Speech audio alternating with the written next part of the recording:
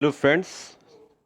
तो आज हम स्टार्ट करने वाले हैं और बात करेंगे आज हम एक इम्पॉर्टेंट थ्योरी की जो कि हर एग्ज़ाम के लिए महत्वपूर्ण है, जो कि आपके टेट सीटेट के लिए और केवीएस और तमाम जैसे भी एग्ज़ाम्स टीचिंग एग्ज़ाम के लिए जो बहुत इंपॉर्टेंट है, जो कि आपका है साइकोएनालिटिक थ्योरी। ठीक है, जिसको हम लोग हिंदी में मनोविश्लेषण सिद्धांत के बारे में भी कहते हैं।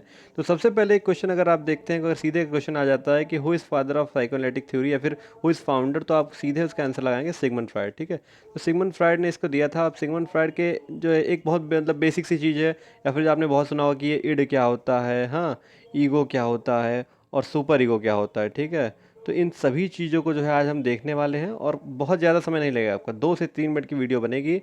ठीक है, और जितने भी नोट्स मैंने आपको दिए वो हैंड रिटेन नोट्स है। ठीक है, वो ऐसा कहीं से कॉपी पेस्ट वाला नहीं है। ठीक है, खुद से मेरे बनाए हुए नोट्स हैं। तो आइए इसके बारे में लोग आप आज हम आपको बताते हैं। ठीक है, तो देखिए जैसा कि मैंने आपको नोट्स आपको हिंदी इंग्लिश दोनों में रहेगा। ठीक है, psycho analytic theory of personality. ठीक है, तो देखिए अगर आपसे क्वेश्चन पुट करता है कि ये किसकी थ्योरी थी, ये पर्सनालिटी की थ्योरी किसने दिया था, इसको सिगमंड फ्राइड ने दिया था। ठीक है, डेवलप्ड बाय सिगमंड फ्राइड। ठीक है, जिसको आप लोग फादर कहते हैं, फादर ऑफ साइको एनालिसिस। ठीक है, और ये अगर आपके पूछ लेता है कि ये कहाँ से बिलोंग करते थे, ठीक है, तो ये ऑस्ट्रिया से। ठीक है, ऑस्ट्रिया से बिलोंग करते थे। कभी कभी सीधे क्वेश्चन पुट कर देगा कि सिगमंड फ्राइड का संबंध कहाँ से है, या फिर Sigmund Freud is related to which place, तो ऑस्ट्रिया की जो वेना से समथिंग है। ठीक है, ऑस्ट्रिया या वेना जो होगा आप ऑप्शन पे हिट करेंगे। ठीक है, फिर क्या बोल रहा है, he viewed human behaviour as a dynamic manifestation of unconscious desire and conflicts. ठीक है, उन्होंने क्या किया कि ह्यूमन बिहेवियर को एक डायनेमिक मैनिफेस्टेशन और अनकॉन्शियस डिजायर को जो है कॉन्फ्लिक्ट किया। ठीक है, फिर क्या कह रहा है कि he viewed human beings as motivated by unconscious desire for gratification of pleasure seeking desire. ठीक है, ये चीज़ें जो है इसमें बात कर रहा है। देखिए अब आप अगर बात करते हैं लेवल ऑफ कॉन्शियसनेस, कॉन्शियसनेस की अगर हम बात करते हैं तो 3 चीज़ों को उन्होंने बताया। ठीक है, देखिए आपने जैसे सुना होगा कि कॉन्शियस माइंड होता है, सब कॉन्शियस माइंड होता है और अनकॉन्शियस माइंड होता है। ठीक है, इसको विद विद एग्जाम्पल हम आपको समझाएंगे कॉन्शियस क्या होता है, मतलब कि इसको हम लोग क्या कहते हैं, कॉन्शियस माइंड।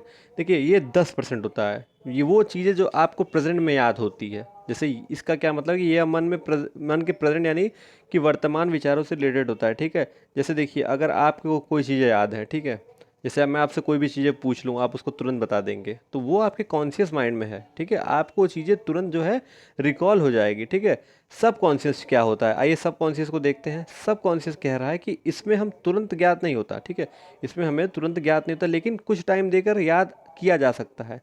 जैसे सपोज करिए मैं आपसे कुछ पूछता हूँ, ठीक है, तो आपको चीज़ें याद हैं लेकिन आपको वो जो है एग्जैक्ट जो है तुरंत माइंड में नहीं आ रही है, तो वो कहीं ना कहीं आपके सब कॉन्शियस माइंड में है। ठीक है, वो चीज़ें आपको थोड़ा प्रेशर देने पे दिमाग पे याद आ जाती है। ठीक है, और थर्ड जो है और जिसकी इन्होंने बहुत इंपॉर्टेंट जो है इसको बताया उन्होंने, वो है आपका अनकॉन्शियस माइंड। ठीक है, वो यानी कि अचेतन मन। ठीक है, जो कि 90% इन्होंने बताया है। मत ठीक है, इसमें वो बातें होती हैं जो हम भूल चुके होते हैं और हमारे याद करने पे भी याद नहीं आती। ठीक है, जैसे सपोज करिए मैं आपसे बता रहा हूँ, जैसे मान लीजिए कोई एक बच्चा है। ठीक है, वो एक मान लीजिए कि ऐसे माहौल में रह रहा है जहाँ पे मान लीजिए कि माहौल अच्छा नहीं है, तो भले वो बच्चा, जैसे मान लीजिए एक बच्चा है जो कि एक मतलब ऐसे मोहल्ले में रह रहा है जहाँ पे कि कुछ जैसे घटना ज़्यादा होती है, मान लीजिए कि कोई जो है क्राइम अधिक होता है, तो उस बच्चे के कहीं ना कहीं सब कॉन्शियस अनकॉन्शियस माइंड पे वो चीज़ें जो है ना असर करेंगी। तो एक समय के बाद यही सिगमंड फ्राइड ने कहा कि पर्सनालिटी का जो फैक्टर जो होता है वो सबसे अधिक अनकॉन्शियस माइंड पे होता है, जिससे इंसान के पर्सनालिटी का निर्धारण होता है। ठीक है, तो ये चीज़ है अनकॉन्शियस के बारे में उन्होंने ये चीज़ बताई है। ठीक है, आइए हम देखते हैं आगे स्ट्रक्चर ऑफ पर्सनालिटी, जो कि सबसे अहम है, जो कि आपका जो सीधे क्वेश्चन पूछता है, इड, ईगो, सुपर ईगो। जानेंगे इन तीनों चीज़ों को बहुत आराम से। ठीक है, बहुत कम समय में जानेंगे। ठीक है, सबसे पहले हम कहते हैं इड क्या होता है। तो सिगमंड फ्राइड ने इड को बताया कि प्लेजर प्रिंसिपल होता है। ठीक है, मतलब जो चीज़ें प्लेजर दे तुरंत उस प्रिंसिपल को इड के अंदर हम लोग कैटेगराइज करते हैं। Deals with immediate gratification of needs. जैसे देखिए इड एक बच्चे की तरह होता है, जैसे कि इड किसी की परवाह नहीं करता, कोई समाज नहीं देखता। जैसे एक बच्चा है, उसे अगर भूख लगी है तो वो तुरंत जो है रोना चालू कर देगा, या फिर उससे प्यास लगी उसे तो तुरंत जो है चिल्लाने चालू करेगा।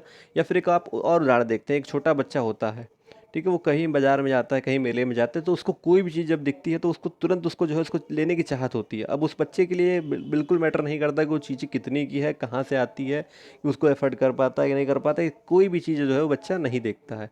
वो होता है हमारा इड, जो कि प्लेजर प्रिंसिपल होता है। जैसे देखिए इड इस टाइप की चीज़ होती है, जो आप जैसे मान लीजिए आप कहीं जा रहे हैं, आपके मन में कोई भी विचार आ गया, अच्छे बुरे, ठीक है, अधिकतर बुरे ही मान लीजिए कि मतलब ये जा रहा है, इसको ले लूँ क्या, या फिर इसको मार दूँ क्या, इस प्रकार के कोई भी विचार आते हैं वो आपकी इड होता है। ठीक है, अब देखिए बहुत अच्छा रिलेट करके ईगो समझाऊंगा आप लोगों को। ईगो क्या चीज़ होती है? देखिए, इड आपकी इच्छा होती है लेकिन ईगो उसको पूरा करता है। जैसे अगर मुझे चोरी करना है तो ये तो मेरे इड में आ गया, लेकिन अब करना कैसे है वो उसको फुलफिल ईगो करेगा, कि मैं उसके लिए प्लान करूंगा कि भाई मुझे इस चीज़ को करना है, तो प्लानिंग करूंगा कि मुझे कैसे करना है, क्या करना है। अगर मान लीजिए मुझे कोई सामान रखा है, मुझे वो चाहिए, तो इड कहेगा कि हाँ ले लो। जैसे मान लीजिए सपोज करिए मुझे प्यास लगी है और टीचर के बॉटल में पानी है, ठीक है, तो इड कहता है कि भाई तुम्हें प्यास लगी है, बस पानी पियो। तो ईगो क्या कहता है? ईगो वो है जो कि उसको फुलफिल करेगा, कि मतलब मैं जाऊंगा पानी पीने के लिए तो फिर हाथ से पानी उठाऊंगा, तो ये सारी चीज़ें ईगो फुलफिल करता है। ठीक है, एक तरह से कहे तो इड एक घोड़ा है जो बेलगाम घोड़ा है, जिसको मतलब कोई जो है कंट्रोल नहीं, लेकिन ईगो क्या करता है, उसको उसको एक दिशा दिखाता है, कि मतलब उसको फुलफिल करने की बात करता है। अब ये इंपॉर्टेंट कॉन्सेप्ट है। अच्छा, ईगो को देख लेते हैं, इसमें क्या होता है, रिलेटिवली प्रिंसिपल काम करता है और balance between id and super ego. और देखिए, ये इड और सुपर ईगो के बीच में जो है बैलेंस करता है। ठीक है, अब हम लोग देखते हैं सुपर ईगो क्या होता है। सुपर ईगो देखिए, ये वो चीज़ें होती हैं जो कि जैसे मान लीजिए आपको मन में कोई विचार आया, उसको पूरा करना है। फिर देखिए, अगर मान लीजिए आपको कोई सामान गिरा हुआ है किसी का, आपकी इड कहती है कि उसको उठा लो या फिर उसको चोरी कर लो, ईगो कहता है कि ठीक है इसको जाके चोरी करो। अब सुपर ईगो का काम क्या करता है? ये मोरालिटी प्रिंसिपल होती है। ठीक है, ये जो आपके अंदर आत्मा में जो आपकी मोरालिटी आती है कि नहीं देखो मैं उसको अगर ले लूँगा तो ये चीज़ें गलत है, या फिर अगर मैं मान लीजिए सपोज करिए आपको कोई दुश्मन है, आपको दिख गया, ठीक है, आपका ईड कहेगा कि उसको मार दो। ईगो क्या कहेगा कि हाँ अब आपको जो है रेडी करेगा आप उसको जाए, लेकिन सुपर ईगो उस समय कहेगा कि नहीं उसको मत मारो, क्योंकि इससे क्या हो सकता है, इससे मेरी करियर ख़राब हो सकता है। ठीक है, या फिर हो सकता है मुझे पुलिस पकड़ ले। ठीक है, मैं अपना जो भी काम करूँ। तो सुपर ईगो क्या करता है, मोरालिटी पे काम करता है। ठीक है, नैतिकता को देखता है, और मोरल इथिक ऑफ सोसाइटी, ये सोसाइटी को भी देखता है। ठीक है, और एक चीज़ और जान लीजिए कि जिस व्यक्ति में ईड की मात्रा ज़्यादा होती है वो अपराधी या फिर रेपिस्ट, ये सब चीज़ें होते हैं। और जिस व्यक्ति में सुपर ईगो ज़्यादा होता है वो व्यक्ति एक मतलब अच्छे प्रवृत्ति का व्यक्ति होता है। ठीक है, क्योंकि देखिए सबके मन में जो है चीज़ें आती हैं, लेकिन उसको जो है सुपर ईगो ही कंट्रोल करता है। तो इसलिए हम आज आज हमने जाना क्या चीज़ें, एक बार फिर से रिकॉल कर लेते हैं जल्दी जल्दी। ठीक है, सिगमंड फ्राइड के बारे में हमने जाना। सिगमंड फ्राइड जो कि ऑस्ट्रिया के थे, ठीक है, इन्होंने साइको एनालिटिकल थ्योरी के बारे में बात की। ठीक है, उसके बाद इनके बारे में हम लोग जान ली कॉन्शियस, सबकॉन्शियस, अनकॉन्शियस माइंड के बारे में। ये ज़्यादा फोकस करते हैं अनकॉन्शियस माइंड पे, वो चीज़ें जो हम भूल चुके होते हैं। ठीक है, लेकिन वो हमारे पर्सनालिटी को अफेक्ट करती है। ठीक है, फिर हमने जाना तीन चीज़ों को, इड को, ईगो को और सुपर ईगो को। ठीक है, इड को हमने जाना, इड जो हमको फुलफिल करना होता है तुरंत, जैसे एक छोटे बच्चे की तरह होता है, इसको करना होता है। ईगो क्या होता है, उसको पूरा कराता है। ठीक है, और सुपर ईगो क्या होता है, उसको देखता है कि वो जो चीज़ हम कर रहे हैं क्या वो सही है कि नहीं सही है, क्या वो नैतिकता के खिलाफ है या नैतिकता के साथ है। ठीक है, जिनमें इड ज़्यादा होता है वो अपराधी होते हैं।